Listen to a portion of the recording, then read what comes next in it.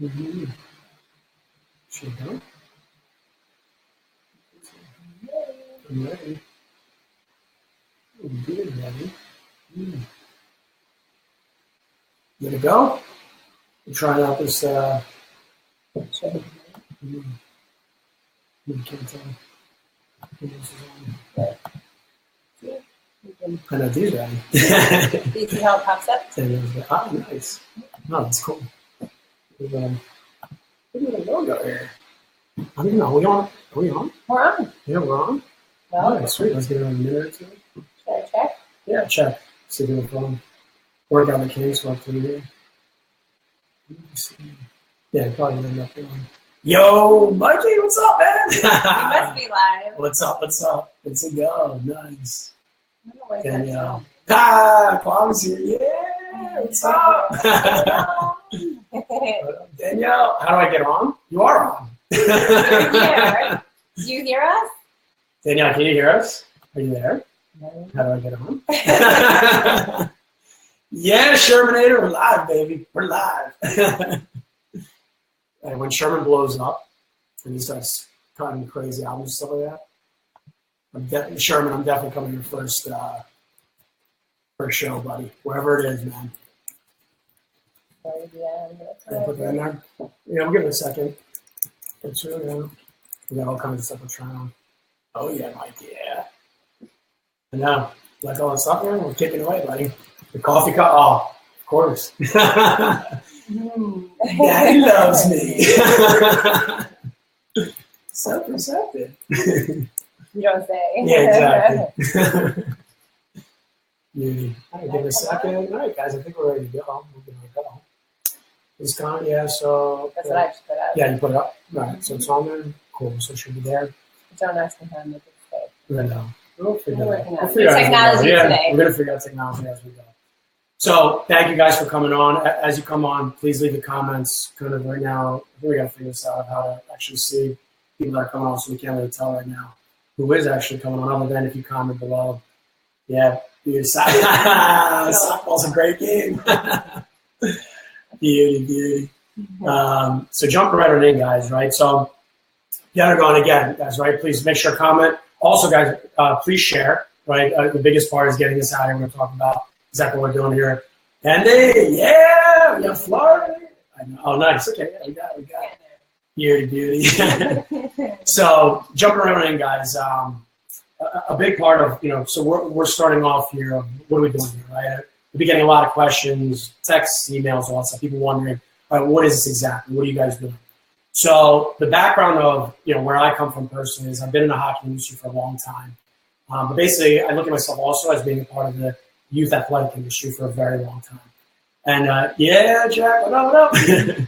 And through the years, guys, that as I've been in this, in the trenches for a very long time, a big part of my experience of what I took away from the game and what I learned was that the fact was when the game was over and I was done my playing days, a big part that hit me was, what did I take away from the experience? What did I actually take away?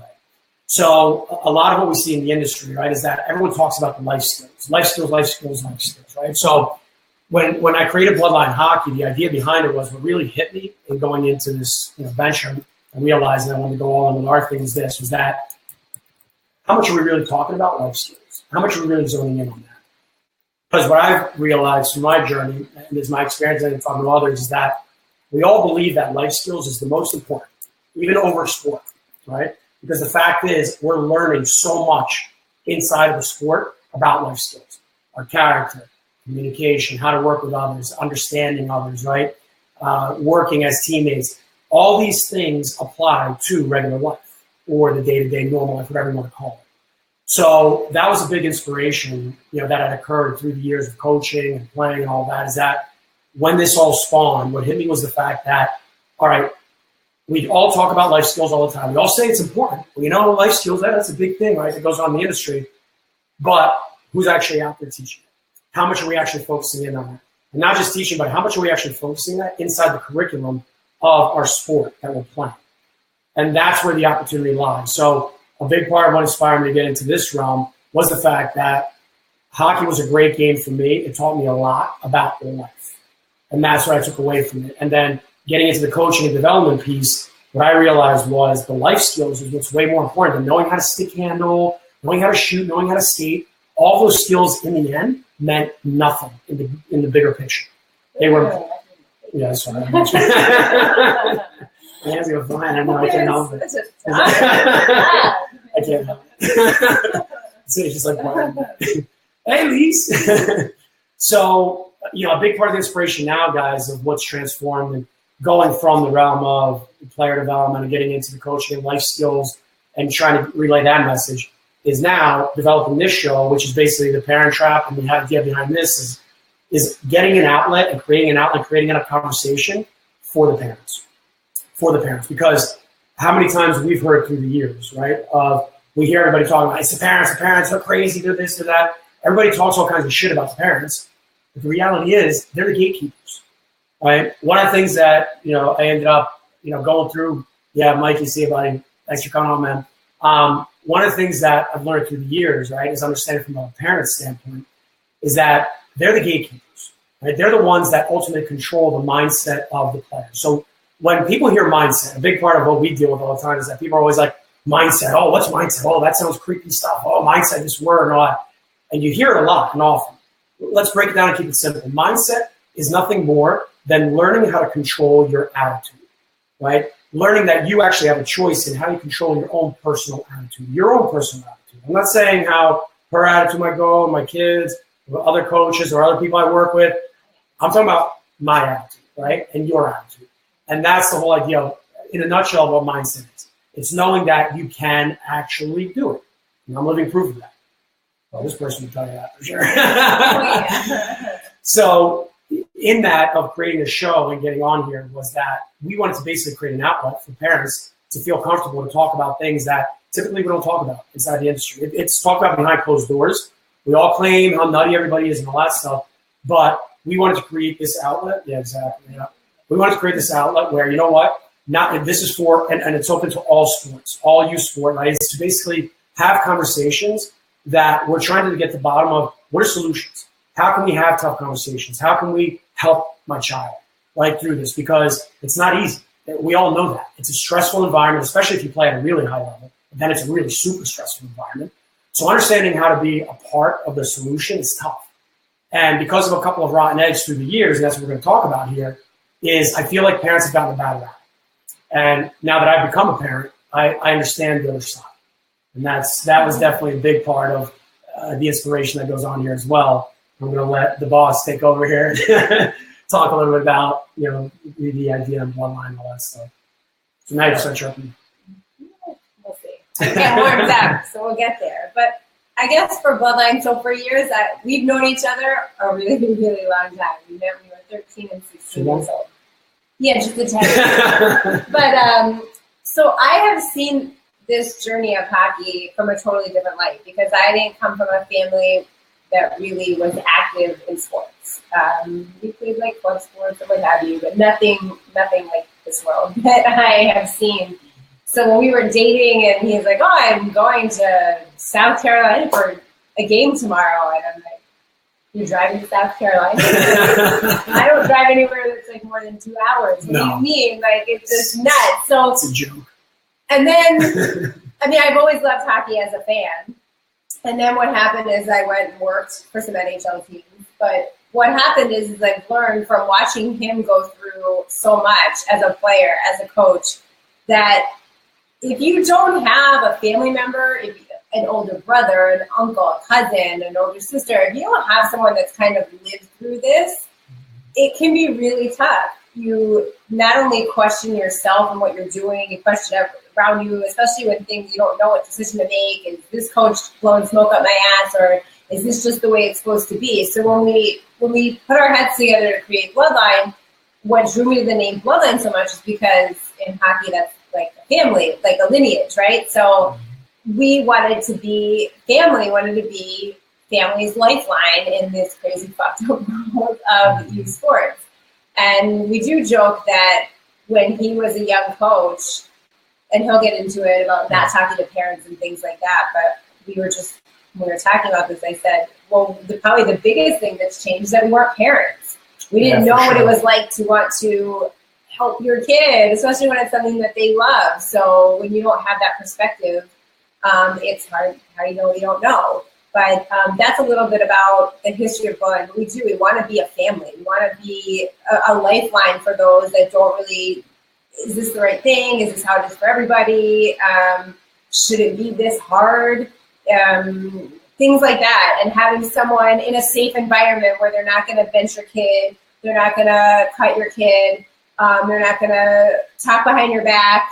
But you have a safe environment to come to ask questions where it's like, am I crazy, or do I have a legitimate situation here that I should be paying attention to? Yeah, no, exactly. In a nutshell. Exactly.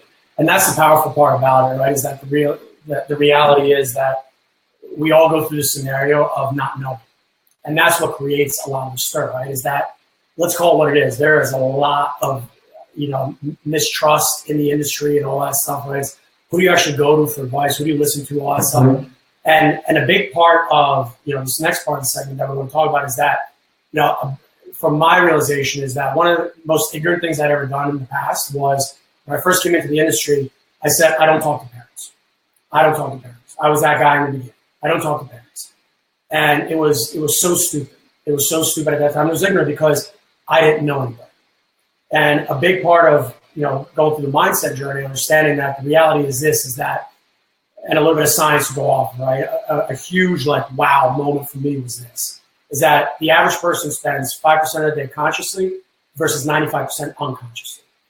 So what I learned inside of that was that the unconscious, right, is based off of all of our experiences, and that's what we're extracting, that's what we're pulling out of when we go into a new environment. When we go into the year after year after year of the hustle and bustle of all of this craziness of youth sports, is that we're basing our experiences off of what we've seen, what we know, not off of what we don't know, right? And a big part of that in growing up is that seeing that there's so many scenarios that we don't appreciate how important it is to not know, because that's how you learn, right? That's how you make the biggest strides. Like, wow, I didn't know that. Oh my God. And you get so excited about, wow, I had that realization. That's sick. That's awesome, right? And that was the big part of back in the day. And I think Lisa's on here and she'll tell you, she can comment here. Back in the day, I was completely, when it came to with parents, no way. Are you kidding me? I freaking know what I'm talking about. You're crazy. You have no idea what you're doing. This is the reality of the industry. This is how it works. I'm telling you how it works. Just curious, how old were they were 11. Well, there's two teams I was working. There was 11, and then there was the 13, 14-year-old team as well. So Wedding Guns Blazing, NHL, here we are. Exactly.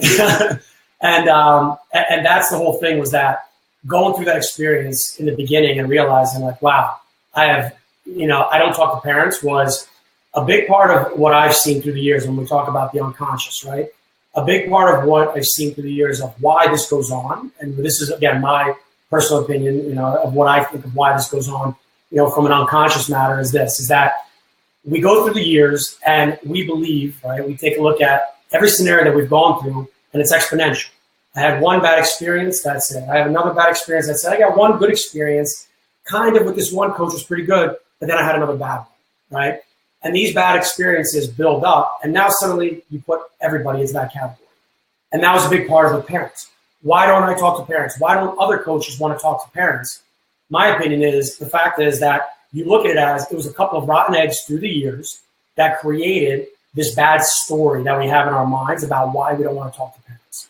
Because of the crazy parents that have come at coaches hard for no reason, that do come after coaches when their kid doesn't do the work, when the coach is being clear and the coach is trying to communicate, but the parent doesn't want to hear it because for whatever reason, they want to believe their little Johnny's amazing, and no matter what you say, no, it can't be.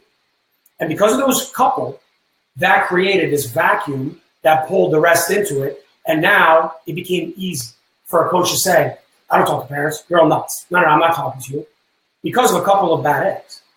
And that's really what has inspired this, has inspired us in so many ways, is that the reality is there's way more good parents out there that want to know, want to understand, how does the industry work? Why is this happening? Well, how can I help my child? There's way more of that, way more than the other side, right? So if we can empower those parents to understand that the power of I don't know, right? How do you know if you don't know? Well, that's part of the journey. That's part of the process. There's a lot you don't know, right? But the reality is that if we can start to talk about more of those conversations and admitting that, you know what? I don't know. I don't know what's best for my kid in this environment. I don't know, you know what the coach really is thinking. Right? I don't know so many different scenarios that we go through that if we can tap into that energy and think about that energy more often inside of while we're going through these scenarios, it's so powerful for a parent, for a player that I've lived through with that part, for coaches, to be able to look at that scenario and go, you know what? I don't know what these parents are thinking. Right? Am I being clear enough with my message? Do they understand where I'm coming from? Parents, right? I don't know why this coach is making this move. Is my kid going to communicate with the coach more, right? Does my kid know and understand what's needed? Oh, he doesn't? Oh, well, he doesn't know. So that's his job to go or her job to go and find out, well, what do I need to know? But it all starts, and a big, powerful part of that, through our journey is that you don't know. I don't know how you feel. We go through it all the time, right? As husband and wife, we're always talking about, well, you misread how I felt about this situation, or you're misreading how I feel about this situation. And that's helped us huge because she's always misreading. You're so clear. Yeah. I'm perfect. I'm an angel. But that could be a drinking game. Every time you just flat out go for it. Yeah, exactly. but the power of I don't know, guys, is that's the one of the things that's where we want to start, right? Is can you look at this and go, you know what, I don't know. Can you admit that you don't know certain scenarios and it's because you don't know that you might not have trust in the coach, you might not have trust in the system, you might have had those experiences that come up and you just think you're going through the same scenario over and over again. Instead of realizing that everybody's different. Everyone's different. And not everybody thinks the same, right? We don't think like a lot of coaches that are out there. Well, we love connection, we love communication, but back in the day, that wasn't how I was. That wasn't what I believed in. But as time went on and evolved and always learning and trying to figure out, I taught myself and realized, and she was a huge help through that process as well, is that there's a different way. I don't have to just think of it this way. There is actually different ways that I didn't know. And when I was able to admit that, you saw like yourself, right? I would also say it's so easy, and I'm really good at it, but it's so easy to be selfish. It's so easy to just. It is, it's the truth. You're so focused on your world, your kids, what's going on for you that we don't talk about. I don't know. So we don't know how coaches day one. We don't know what else is happening for other people, but yet we place judgment and we go into a situation that's like, oh my God, why did coach do that at practice? But it's like, you don't know. I mean, yeah, could coach be a total douche? Sure. But you also don't know that, like, maybe something happened to coach today. Maybe you got in a fight. Maybe something happened at work. Maybe, there's so many things that can happen before, your coach shows up on the ice. And we're so focused, we're like zoomed in because this is my kid. This is my time. This is what I'm doing here. And this is what matters to me. And it's easy to fall into that trap when you don't even realize that it's going on. But it's a good place to start to be like, when you start to feel those emotions and you start to get like hyper about it, this practice, or why did they play my kid more, or what's going on, or, but stop for a minute and really try to evaluate, is it just something that you don't know? Is it a pattern? Is this a one-off? Did something, could something else happen? And we're going to get into a little bit more on the solutions end. But you have to be able to understand that just because you're looking at just your kid, a coach has to look at the whole unit. Exactly. And from a coach's perspective, that's one of the things I think is so tough for parents is it's easy, like the boss is talking about, right, is that you're zoned in on. I know, you love it. I know what you like. But, yeah, exactly. These are the expectations, no doubt. Exactly, right? It's a big part of that is that it's this, right? For a coach goes in, a coach doesn't look at it as a team scenario, for example, right? One of the ways that I work with players is that I'm an extension to help you focus in on you. Because when you look at a team environment in general, the coach isn't there to work with you individually. As much as parents, you want to believe that I signed up, I paid this amount, I'm on this team, boom, that means you should be giving the individual attention to my child. The reality is you don't have enough time to do that. That's not the way it works. And that's something that's hard for a lot of people to look at and say and realize, like, hey, can you look at it from the coach's lens, right? That coach is looking at it as 20 players, 25, whatever it is. I'm trying to look at it as a whole classroom, team, whatever it is that you want to look at, right? And then trying to segment one brain into how do I touch each one of these players in some way, mentally help them out with what they need to do, but then at the same time make them work in unison. That takes so much awareness and so much strategy and so much time. As you know, right? You're a part of the season. That's the whole point of the beginning of the year to the end of the year. You're trying to see a result. But from a parent's perspective, you got to understand is that it's easy for us to get caught up in, I just look at you as my child and that's it, and be an expert on what your kid needs when the coach doesn't see that. Because the coach has 20 other minds also that focusing on, I got to do this, I got to do that. There's so many different other angles that the coach is looking at, not just your child. And that's the part when we say, I don't know, that's the part of how do you know if you don't know? From a coach's perspective, you got to understand we're limited to how much we can actually put in. Right? And there's all kinds of different science and data that talks about that, but there's only so many thoughts we can have in a day. So you got to think about it. If you divide those thoughts amongst 20, right, that's it. You filled the capacity, boom, for a coach. Right? You keep it simple. Right? I can give 100, 200 thoughts per player per day. As a parent, you're giving 20,000 thoughts. You're just completely zoned in on my kid, right? And so starting with that is a big part of, can you look at it from, let me understand it from the coach's perspective. Let me see, maybe see what's going on. Especially, I think in today's day and age more than ever, understanding others' perspective is everything now. It's such a huge part that's another reason of what's inspired this, is to have those conversations and understand that we have to start understanding each other first. There is no holistic approach to what goes on in our industry. Like I look at what the hockey industry, and I talk to soccer people, I'm talking lacrosse, basketball. The holistic approach of we're all in this together is a major fundamental issue that exists in youth sports. Is that we don't look at it as each one of us, right? We look at it separate. Parents have their group, players are separate, coaches are separate, ownership is separate. Everyone's separate. We all talk about it and we put out these nice little videos and we talk about, we need to be together and all that stuff. But the reality is, how are we together? Where is the solution of where do we come together? In unison. What's the message that we all know? You know what? Parents, yep, I know exactly what my kid's learning on the ice. This is why they're doing it. Cool, awesome. That makes me feel at ease to know that. But when my own child doesn't even know what they're supposed to know on the ice, well then, when parents have issues, coaches, why do we think they have issues?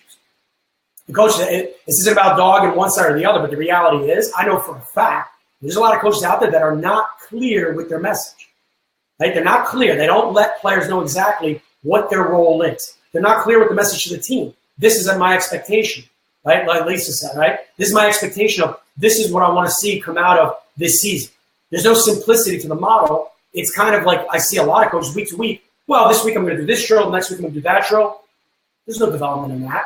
So then when parents get upset and they come at you and they don't know what's going on and they feel this, oh, how can I help my kid?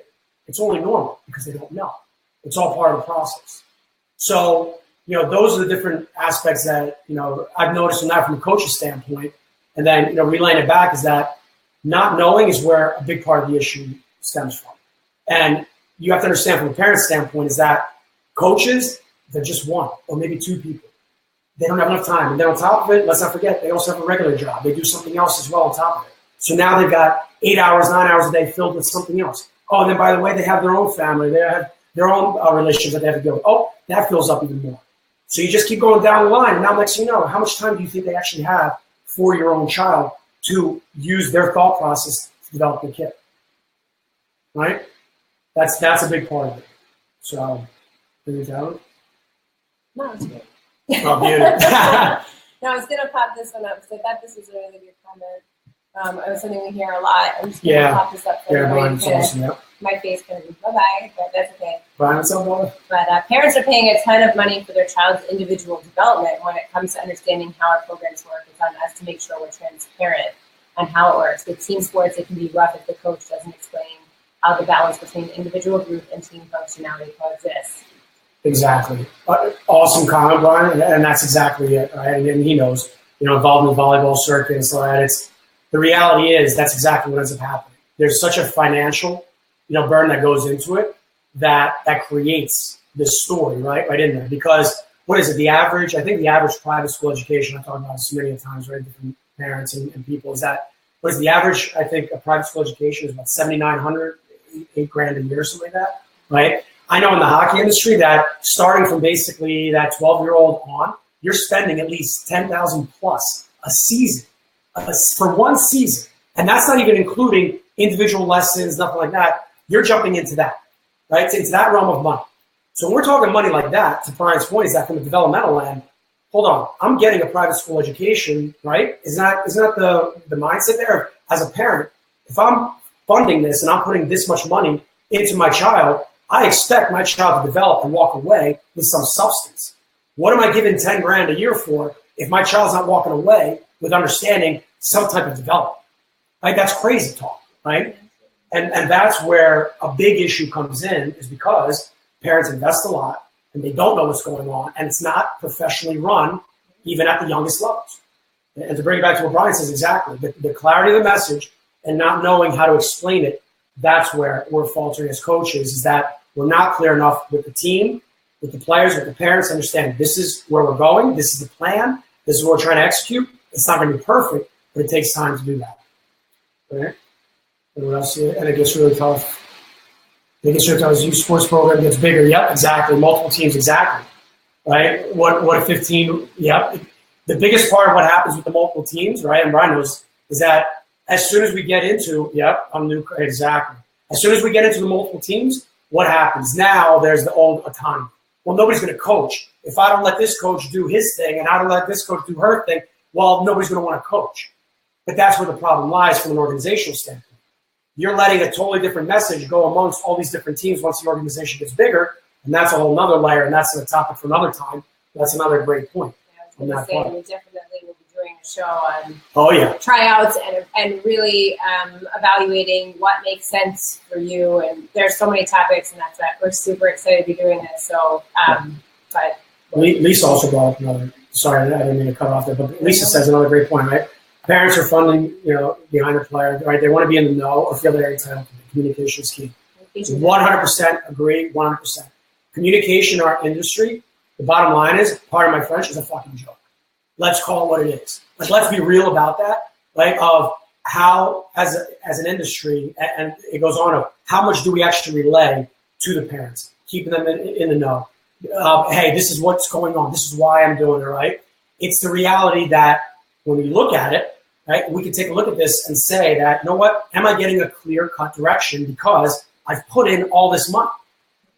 So if this was a couple $100, whatever it is, people wouldn't care as much. Let's call it what it is, right? The value of when I invest something like of that nature, of the 10K plus, well, I'm expecting to walk away with something of 10K plus value. Not my kid a mess because my kid now doesn't understand. He's afraid of coaches now. He's afraid to talk because my kid's going to get blackballed. If I say anything, like he's going to get blackballed. Good parents. I remember one parent last year having a conversation where it was mid-season, and this parent was afraid to go talk to the coach, who the coach was just a yeller and a complete, what I was getting back was just basically, this coach wasn't clear with the message, was just freaking out on the kid, wasn't playing the kid, wasn't letting the kid know anything. And this parent had such influence and such power and the ability to go do something about it. And the parent's thought was, you know what, I got 2 months left in the season. I want to rock the boat because of, where my other parent works. I don't want to go do that. I'm just going to get through this year, be done with it, and then move on. But I'm going to correlate that to the workplace too. Yeah, how often that goes on. But you either have a boss that doesn't, there's nothing better, right, than going to a meeting and finding out about something like you're the last one to know because you have a boss or a higher up that decided just not to clue you in, and you feel really in the dark and it feels really shitty. Or maybe you've been on the reverse. Maybe you've been in a leadership role and you forgot to include someone, or maybe that wasn't your style, and then you've got, people that report to you that are upset and unhappy, and you're like, whoa, I didn't mean that. So it certainly overlays into the work world to draw an example for that. That's just what it's. No, it's a great example. How many times you've seen it, right, and dealt with it? How many times, right, hit like, love, whatever it is, guys, right? How many times you've seen that in your own life? You've experienced that, right? Where the communication breakdown, where just, whether it was with a friendship you lost, a job, opportunity, anything, right? We deal with it all the time. And this is one of the things that we're going to talk more about this and we could do 10 shows on communication, right? But the reality is when you talk about a fundamental life skill, that we have opportunity after opportunity after opportunity every season from the time you're 5, 6, 7 years old on, and how much do we actually extract that and teach that inside of our culture? It's a joke. It's a joke how many times communication, not communication, we should communicate. But I do want to point out that there could be a difference depending on your child's age between communication is fine for your child, and because in practice or whatever, when the coaches are talking to your kid, they're understanding and they're fine, but you in the bleachers may not have that same viewpoint. And that's a different situation that we also need to discuss, because if your kid's getting it and your kid's not complaining, but you're freaking out because maybe you don't understand, I don't know if you want to elaborate on that, but that's a different situation, because you're the one paying the money, but if your kid is growing, you need to accept that maybe you won't understand, because at some point your kid's going to surpass their hockey knowledge or their sport knowledge is going to surpass where you are and where you're comfortable, because you're not physically the one going out there doing it. And that's a huge point. And again, that comes back to the unconscious filtering of let's keep it simple, parents. If your child has already experienced at least 4 to 5 years of their sport, and you have absolutely no background, no experience in it whatsoever, your kid is already smarter than you and more experienced and has a mastery that you will not understand. Period, end of story. You won't understand. And it's not a bad thing. It's reality. You need to work with your kid, because, you come home from school. How was school? It was fine. What did you learn? Nothing. Exactly. Does that mean they're learning nothing? Or, Right. you have to find that balance, too, as a parent with your kid, to figure out, is it something that's really upsetting me, or is there really an issue for my child from a growth standpoint? Yeah. Because they all come home from school and you ask them what they did or what they learned, and they told you nothing. And you know, Right, that's exactly. not the case. Right. They learned to write and talk. And Oh, yeah. So- Exactly. And that's a big piece right there, is knowing that, again, right, I don't know. I don't know what it feels like to be at that level and play like that, right? I don't know, and that's okay. But how I go present in talking to my kid, in talking to coaches, again, my mindset, my attitude inside of my day-to-day in the community around other parents, right? And the energy I'm relaying to my kid, that all falls into exactly this part, right? Of exactly that. The reality is, if you didn't experience it and you didn't go through it, that makes it even tougher. That's why the bloodline part is so important, because why I'm able to sit here and talk? Because I have so many years of experience behind it. It took me 30 years to become an overnight success. We always laugh about it. There's all these different, quotes and cliches on it, and it's a bunch of bullshit. At the end of the day, it took me years and years and years of being passionate about this and loving this until finally I had the confidence to go do something like this and step out and go, you know what? Nah, we got to talk about this. Let's use this medium, right? Let's get the message out, because here's the way we can do it. But I had plenty of years of being scared, not confident in my message, and here I am sitting on all this knowledge, and I knew what I was talking about in that part. But it was a scary place to go out there, because I didn't know. I didn't know how it would be received, until eventually I just said, you know what? It doesn't matter how it's being received. I know that I've gained the confidence over the last couple of years working with the most highest level amateur talented players and pro players, down to young players, and seeing their journey, what they're going through, and just seeing it's the same issues universally that we're walking away with. It's the same things. We're speaking the same language. When we come out of this game, we're all speaking the same language. What are we taking away from the experience other than just the stick handling or the dribbling or whatever skills that I learned? What am I taking away from you? What am I taking away from my attitude, from the game, how to communicate, right? How to have better character, how to work through adversity, all these things that we know we're going to talk about in many different segments. But that's the core. That's the juiciness of all of this. One of the things I wrote was that, it's our job as a parent to be an advocate for our child.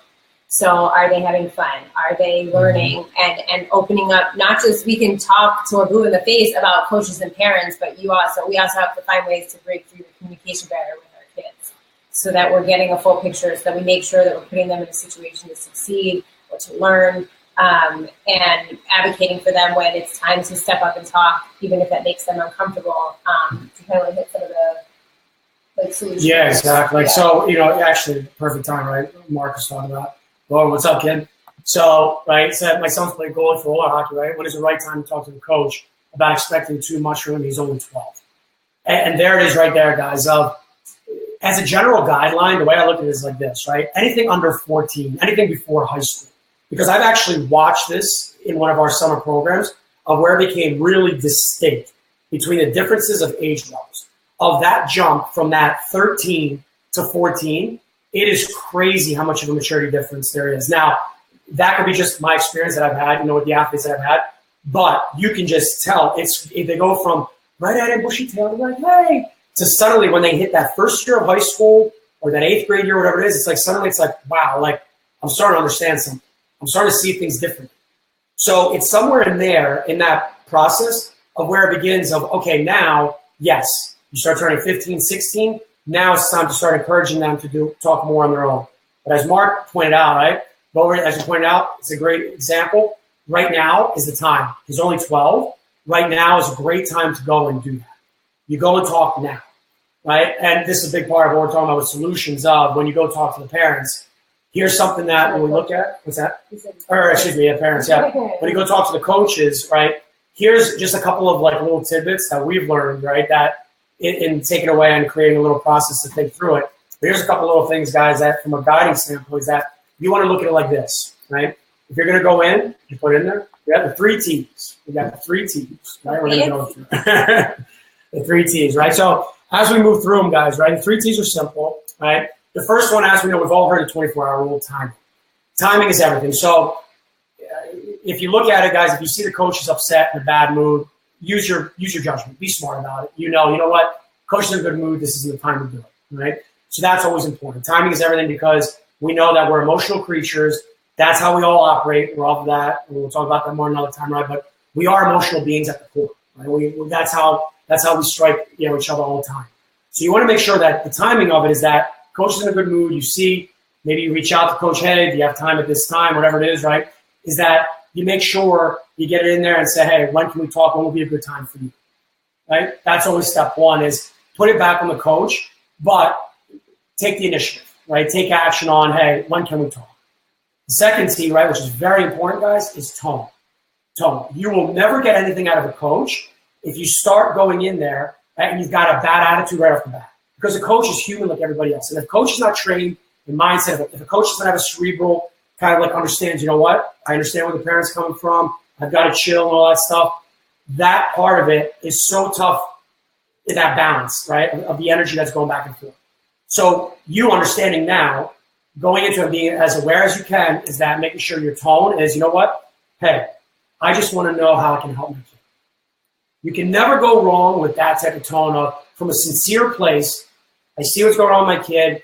There's things I don't know about what's going on. I'd like to talk to you as the adult to find out what's going on. And that's all I'm trying to do here is I just want to know how can I help. So your tone and how you come at it is very important. Because if you come out like this, guys, you know what's going to come up. Well, think about it. Think when your kid comes to you with chock full of attitude because they're pissed off about something. Exactly. Like if your kid wants something and they come to you and they sit with you in a mature manner, you might actually be open to whatever it is that they want. But if they come at you like straight on attitude or just like with that sense of entitlement, like, yes, even though we pay a lot of money to put our kid into hockey, if you go with that sense of it, you just got to treat the coach as if you want to be treated the same way and realize that. Yeah. Because otherwise, you're not going to accomplish anything. You can accomplish a talk, but you're not going to actually like strive to make progress. If you want progress, you need to come in with the right mentality and the right tone to be open to what that communication is going to look like. But if you come in guns blazing, you're not going to get anywhere. It's wasting your time. Yeah, exactly. Right. And that's just being a human being 101, right? You know that. Based off your experience, you should already know that. So going in like that with that energy is so important right off the bat. Right? And the last part, guys, is target. You have to have a specific target. One of the things I deal with all the time, and I've seen it through the years so many times, is nothing drives a coach more crazy than when you start comparing yourself and you start asking and talking about other kids. Right? And you start to say, well, this kid's doing this, that kid's doing that. Boom, right there and then, you've created that door. Here we go. You've created that window inside of the coach's mind already. Here we go. It's about the other kid. Target is be specific to how can I help my kid? How can I help my child be better? What can I do to help my family, my situation? It's all that matters in the end. That's what's most important. If you go in there and you have a specific reason, right? You go in there and just make sure you have a clear reason. Hey, you know what? And you can talk about things that sometimes are looked at as taboo. Ice time, all that stuff can be talked about if you come from the perspective of, you know what? My kid doesn't understand why. My kid doesn't understand why my kid's not playing the last part, right? My kid doesn't understand what that means, right? If you could just talk to him, right? What is it Brian said? Okay, I'm working to earn more playing time versus, yep, great, yep, versus my kid should be starting over this kid are two very different statements. Yes, exactly. Two very different statements right there. And that's very powerful what you just said there, Brian, in that part, right? Is the fact that it's two very different roads we're going to go down in that conversation, right? Targeted language. Language is very important. We talk about it all the time. Language is your offense. But that target, guys, going in and knowing, write it down, put down a couple of things of what the talking points, and be very specific to your kid. How can I help because my kid doesn't understand this? What do you want out of my kid? What can my kid do to earn, right, the right to get more ice time or whatever it is? What can my kid do to improve the process, right? What can I do to help? Those are good questions, right? But when you start saying that my kid should get this, my kid should get that, well, I understand that big thing, right? Always hear, this kid's committed, that kid gets drafted, I don't understand why this kid's playing on the power play, all these things. Those are all things that right away, again, that brings it back to tone. You're changing the tone, you're creating that block right away in the coach's mind because now you're taking a coach down a road that had nothing to do with your child in the first place. And in the end, all you want to do is get out of it what? You want to be able to say, you know what? This is what I'd like to learn from this experience. This is what I want to take away for my kid. Control what you can control. I can control what I do with my kid. I can control my attitude towards my kid. I control the information that I relay to my kid.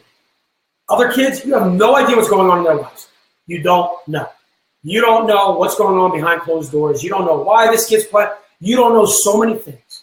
But I would also say you have to be open to, if you're coming from an open place, you have to be willing to accept an open answer from a coach.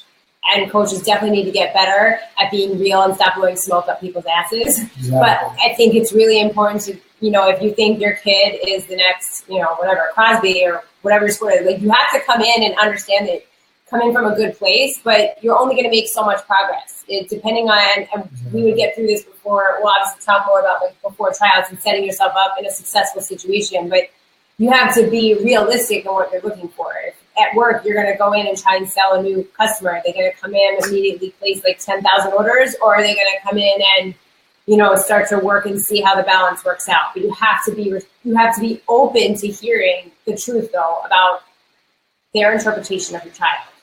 And for good, better, or worse. Doesn't mean you have to accept it. Doesn't mean it's the be-all, end-all for your kid and their career and whatever sport they're playing. And that's really hard to do. But it's really very hard. It's not easy. But you have to be willing to at least be open-minded to hear where maybe they think there's a better fit for your kid. You have to be open, just being open to hearing what's going on there. Exactly. And here's two great questions that kind of like go, on top of each other. So, I love this one, right? How do we get our kids to feel more comfortable approaching their coaches, with their concerns, right? Yep, great question there. And then with Lisa, right? We can't expect our kids to be comfortable approaching the coach if we as parents aren't comfortable, right? There's a level of respect that also needs to be earned. Fear, working through that fear with mindset. Precisely, right? So two great questions, two statement and question, right, that go on top of each other, guys, is right there, exactly it. Number one, right, how do I get my kid to be more comfortable? Guys, how did you learn any skill that's out there? It's exactly how it works, right? In the beginning, you're going to suck. Period, end of story. In the beginning, you're going to suck at the skill that you're working on. Communication is a skill. This is something we don't talk enough about, right? Is that it's okay as a player, I'm going to be afraid. It's okay that first conversation, I might go in and be like, hey, Coach, can you tell me? Yeah, exactly. And the coach is going to be saying, oh my God, this freaking kid, blah, blah. But it's okay that the first step is going and doing the act. Because guess what? That first time I go in, I go from to the next time, hey, Coach, you got a second? Can I talk to you? To the next time, hey, Coach, the last time we talked about, and then it just boom, right? Like any other skill, you develop it, but the more experience you get out of it, the more comfortable you become with it. But we also want life skills for our kids out of sports, and this could probably be one of the biggest things that you can take away from. Huge, right? And getting over that fear is exactly it, right? Is knowing that you're going to feel the fear. I think that's a big part is that everyone says no fear, no fear, no fear. Bullshit. Of course I'm scared. Of course you feel fear, right? I know going through, the years and stuff like that, how many times I felt afraid to say something to an owner that I knew what he was doing was wrong, right? I felt scared to say something. That caused stuff. How many times with different maybe staff members or teammates, wherever it is, I felt afraid to go say something. And in the end, who did it hurt? Me, because I didn't express it clearly enough at that time, because I didn't have the skill set to be able to go and explain exactly how I was feeling at that time. But as time went on, I realized the importance of, you know what? I went and I talked to those tough parents, right? And I've had those conversations with the parent that was absolutely batshit. And I sat there and I said, you know what? Here's the challenge. I'm going to talk. I'm going to watch my tone. I'm going to make sure, you know what?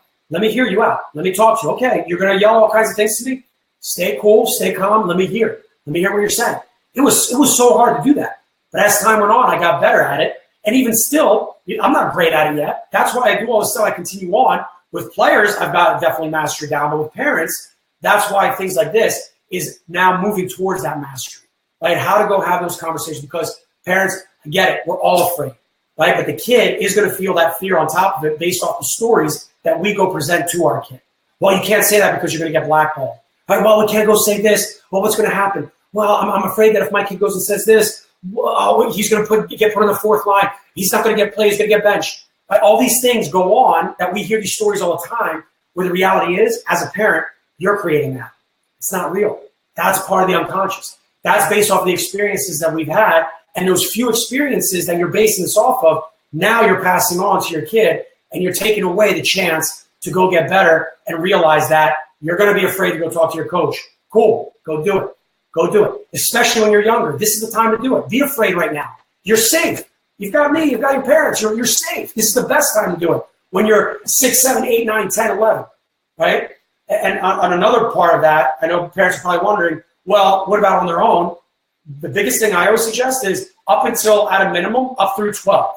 Maybe at 13, it's the same way, but basically up through 12 for sure. Up through 12 years old, 100% you go together. You go together. Let your kid say their piece, and you just, hey, I'm here to just help my kid through this and be an adult in the room to hear the adult's perspective, because when they're that young, they don't get it. You can't have a one-on-one conversation because it just totally gets looped. And I've seen it happen. I've seen him talk to a player, and it's like they have this whole conversation. It's like, we understand each other. We're good. Oh, yeah, we're good, coach. And then, like, he hears from the parent, like, he said I'm going to be the next Crosby. And it's like, what? Because you mentioned Crosby happened, like, early in the conversation. You have to get this. But the same way that we're encouraging you when you need to step in and go talk to coach is the same way that your kid needs to talk to them, though, too. Their tone, the timing, and what is it they're looking to target? What are they looking to take out of it? What would make them happy at the end of the conversation that they can walk away with? Like, you know what? I was nervous. I had fear, but, like, I learned X. Like, my question was this, and it was answered. Or I now know what I have to go and do. So I think that's important to have them going with the same 3 Ts that we would advise you to go with. Exactly. Let them learn, right? Like, as an example, one of the things that I always laugh, when parents will ask me about, well, can you really teach, mindset to a kid that's 8, 9, 6, 7, 8, 9? And I'm like, well, when your kid went to intro to whatever sport they play, what did they learn? They learned technique, right? They learned, like in hockey, you'll hear how they hold their stick. Or when they skate, when they learn to skate. Oh, you want to bend your knees, you want to get your hips back, athletic stance. What do you think that is? With communication, it's no different, right? When we talk about influencing, it's a basically strategic system, right, in place of, like, you know what, when you go in, just make sure, hey, be aware of your tone, right? Be aware of that. Be specific with your language and what you want to talk about, right? Understand that there's a timing to the process. Like, these are things that you can influence the thought. And when they're younger, these are things that are, in terms of, okay, just go experience it. You're not going to be perfect. You're not going to be great, but you're at least giving them some kind of target that's like, oh, that's what it's going to feel like. That's what it's going to feel like to get better at it. And then as time goes on, boom, right? As time goes on, now it's, hey, you know what? Now I'm 8, 9, 10, 11. I'm 13. Boom. Guess what? I've had some incredibly, right? Yeah, my man Gary, he knows. I've had some incredible conversations with kids that were 13, 14 years old that were so mature, so much more mature than majority of adults that I deal with. It's unbelievable. Why? because this kid was able to articulate it. No, you know what? Yep, I get it. It's my job. You know what? I don't feel comfortable right now doing it, but I'm getting better at it. They had the self-awareness to figure it out and know that, you know what? I'm going to get better at this. I'm not quite there yet. I'll figure it out at some point. But with these tools and with this language and with this system, I'm eventually going to end up getting there. And they bought it and they've seen it. And it's incredible to have these conversations where it's like people say too young, not too young. I see it from all ages. Well, but what's the lesson you're teaching? What's the lesson we're teaching our kids if we're not sending them to go have conversations because we're scared of the outcome? That you should just stay where you are in life and just suck it up? Or do you go in with the right approach and sometimes it works in your favor and sometimes it doesn't? But what's the message you're sending if you actually, oh, no, don't have to coach. You might get benched. You might get this or that or the other. I mean, that's such the wrong message too, because then what happens when they're older and they need to advocate for themselves? So yeah, exactly. Right. That's a great point. Right. Joe, what's up? What's up? Right. Yeah. Some kids are very comfortable with themselves. Exactly. Some kids, right? And let's call it what it is. Right? When we look at the more higher end talented kid, usually those kids, why do you think those kids have so much confidence? Because they spend so many years where coaches and other adults keep pumping their tires. Oh my God, you're amazing. You're this or that. So it's giving them the confidence to be able to go out there and like, oh yeah, this is awesome. Oh, okay, cool. I can talk to adults. I can feel more confident on the ice or in my sport because we take the better kids and we allow them to do their thing. But while the other kids that are on the team, we're not giving them that same right. We're not giving them that same advantage to feel that same confidence that you get from where the top players are playing. And at a young age, I always laugh at how many times we've seen where a top player, when they were young, was amazing. But then when they got older, it was like, yep, not top player anymore. And you break them. Right? The opposite can work true. Right? So that simple connection of how much love we show to that, how do we spread that into the rest? Right? How do we create more of that type of environment? And that's how you can see a lot more growth. Right? And it's not an easy thing to do. Believe me, I'm not sitting here preaching anything other than wanting to talk about this and get it out there and just to help as a culture for us to understand that there's a better way now. We know that. We know that players want more connection. We know that parents want more communication. We know all these things, right? But getting to the bottom of that, that's the biggest part, right? Johnny, hey, what up, kid? What up?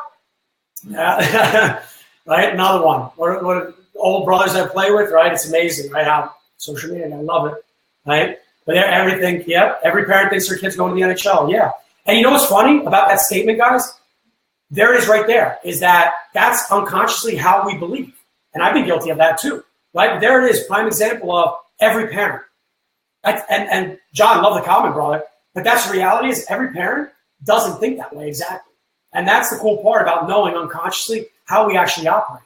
But there's a great example of every parent's crazy. Every parent says, every coach is this, every. It's not every.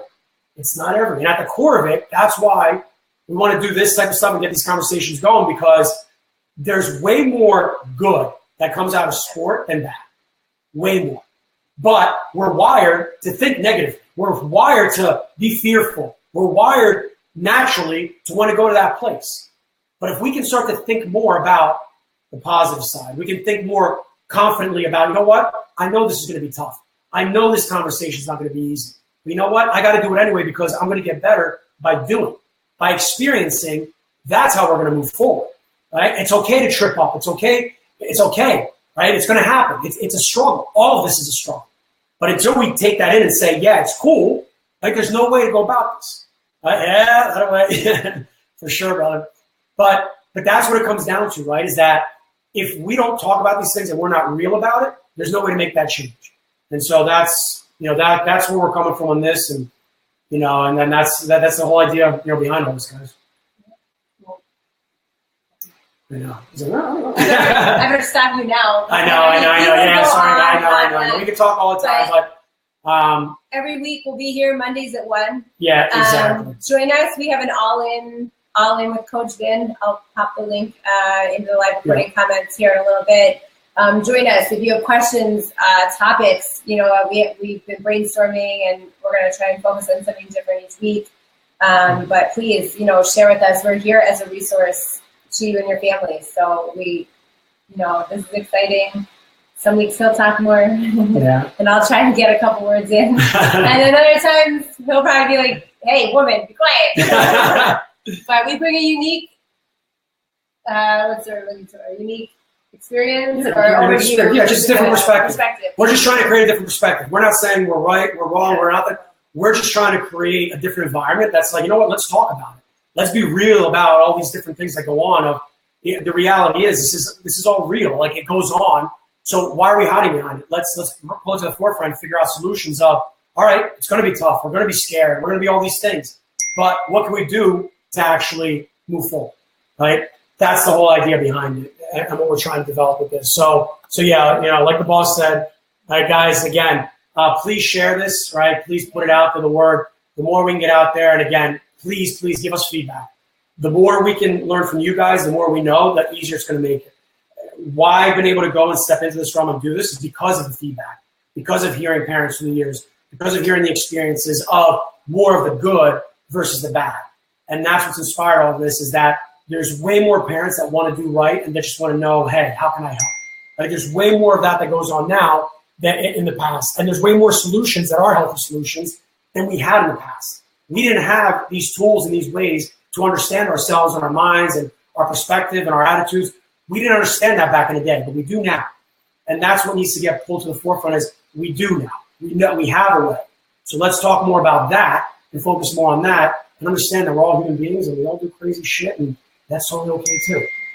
We're having fun along the way. Otherwise, it's not worth it. But Exactly. If you liked it, please make sure you hit like and share. If you can think of any parents, it's not just, obviously we're hockey people, but this is really for any parent out there that has a child that's in a competitive sport. So exactly. Thank you guys so much. Yeah. Thank you again. See you next week. Awesome. See you. Bye.